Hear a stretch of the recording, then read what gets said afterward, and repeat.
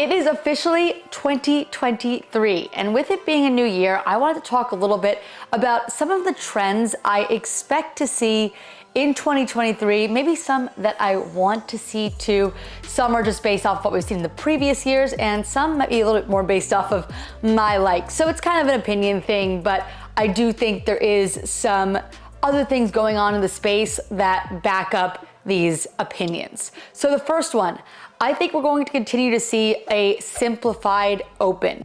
Let the games begin. Last year, I feel like the Open stayed pretty simple with its movements. I think we were all waiting for a new movement in the Open, and it never came. We ended up seeing a new movement being those shuttle sprints in the quarterfinals, but no new movement in the Open. And I think that is going to continue going forward. And this is more based on what we've been seeing than on my particular opinion. I sort of liked our 5-week Open and having things get more difficult as we went.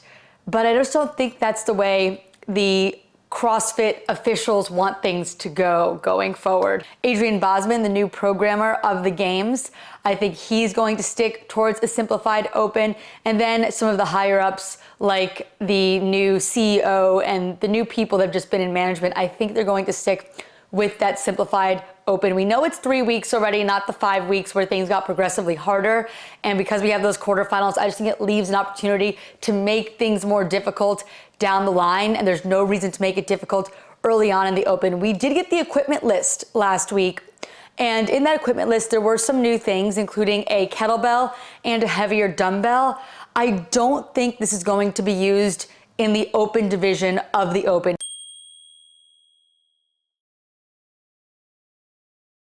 And when I say the open division, I mean the largest division that is pretty much almost everyone. So it is 18 to 34-year-olds, men and women, but you also have the 16 to 17-year-olds, which usually do the same weight and same workouts, as well as the 35 to, I believe, 55 division that all use the same weights as well. So I don't think in the open we're going to see those new elements used in that large division. We may see those elements used in age groups or in the adaptive open, but I just think that the open is going to be simple this year like we saw last year. All movements that have been done before in the CrossFit space, nothing new. The next trend I expect to continue in 2023, and this may be one that is more of an opinion because I like it, but I think we're going to continue to see new shoe brands. So I am a huge fan of my Rad shoes. They're basically the only shoes I wear in the gym. I probably need to get a second pair, but I've been CrossFitting since 2014. So I've tried a lot of the shoes. And for a while it was just the Nanos, then the Metcons came along. There really weren't a lot of options to pick a different shoe if those didn't work for you. I mean, you could wear something different, but it wasn't designed for CrossFit. Now we're starting to see more shoe brands in the CrossFit space. Noble then came in. Now we have Rad, and Tier has started to make their own shoes for CrossFit specifically. So we have a lot more options. Just this last year, we really saw the emergence of the Rad and the Tier shoe. And I think we're going to continue to see these new shoe brands infiltrate the CrossFit space. Maybe there'll even be another one pop in sometime in 2023. Not positive, but there could be. So keep an eye out for that. Another trend that we saw in 2022 that I think is going to continue in 2023 is going to be new and less expected things happening at the games. To some degree, this has been happening for a long time, but with Adrian Bosman being the new programmer, I think we're going to continue to see the emergence of new things at the games. So we had that crossover double under this year. I think we're going to continue to see more of those types of things. My hope is that we're going to see them for more of the athletes. This past year when it was done, it was only the top 5 men and women that got to give them a try. I think we really missed out on seeing some of the other athletes who may have had this skill get the opportunity to do it. On the women's side, no one even advanced past that. And I think that was unfortunate. And I have to imagine that there were other women in the field who may have had a chance of getting there, because they just have more history with that movement, have worked on that movement more. And I think that as we continue to see new things from Adrian Bosman at the games, I think it would be better to try and implement them in a way that we can have more people, if not the entire field, doing them, so we can really spotlight athletes that may have skills that some of the other athletes don't. Trend number 4, shirt changes. I think we're going to continue to see people doing different things with their clothing in the CrossFit space. I feel like when I started CrossFit, like I said, 8 years ago, everyone sort of dressed very similarly. We saw a lot of women in the sports bras and booty shorts, which we still see. And we saw a lot of men just wearing normal workout shorts and a normal shirt, short sleeve shirt. That was it. That was pretty much what was offered at the games for the clothing for the athletes to wear. And I think we're going to continue to see changes there. I know we had Nick Matthews last year who wore the crop top, and that got a lot of attention. And I think more male athletes are going to wear different types of shirts, just experiment with new things. And I think there's going to continue to be more offerings. We haven't seen a ton of offerings just yet, but I think we're going to see more as this year progresses. For the women, we've always had the crop tops and a normal shirt, but the trend is kind of moving towards a little bit more of an oversized style.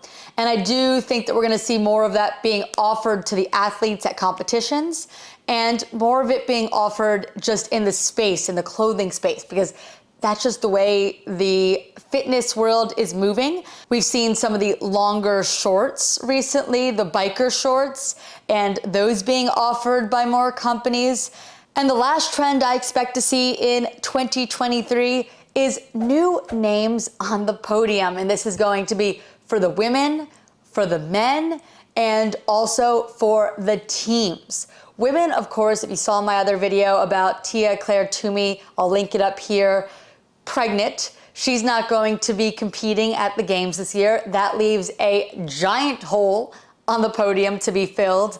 So we're going to see someone new getting onto the podium, I would guess. We could have people who have all podiumed before, but I think this is a really great year to see the emergence of newer athletes hitting that podium.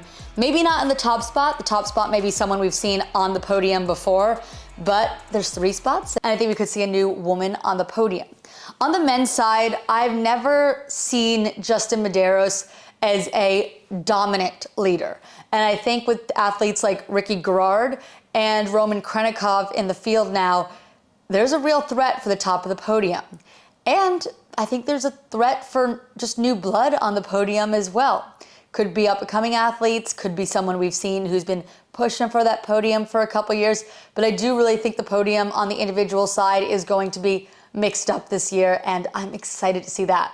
On the team side, I feel like lots of people are talking about this. There's going to be a lot of new blood on the podium on the team side.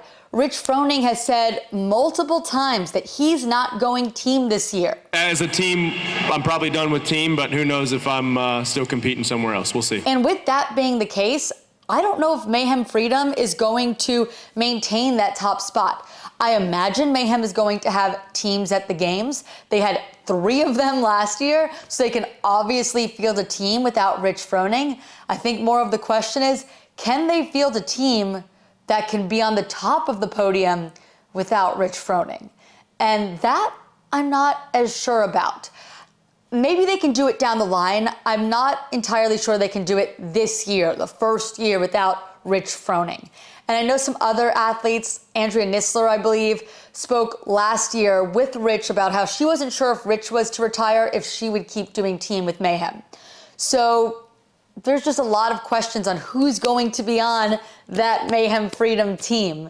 So there's going to be, I believe, a new winner on the team side of the Affiliate Cup. Again, exciting. I'm excited for all this, and the Open starts very, very soon, so we might start to get some answers about what all of this looks like. Now, I do believe Rich Froning will be doing the Open, so don't be shocked if you see that. That doesn't necessarily mean that he's going to be doing team again. I think there's a chance he may do Masters, so there could be some exciting things happening on the Masters side. But I do think that the teams this year, the trend for the teams, is going to be new teams on that podium and just new people on the podium all around. I think it's going to be an exciting 2023. Let me know in the comments if there's any trends you expect to see in 2023 or hope to see. If you enjoyed this video, subscribe, like the video. I appreciate you all for watching, and I'll see you in the next one. Happy 2023. Happy 2023 from Carson, too. Happy 2023. Bye.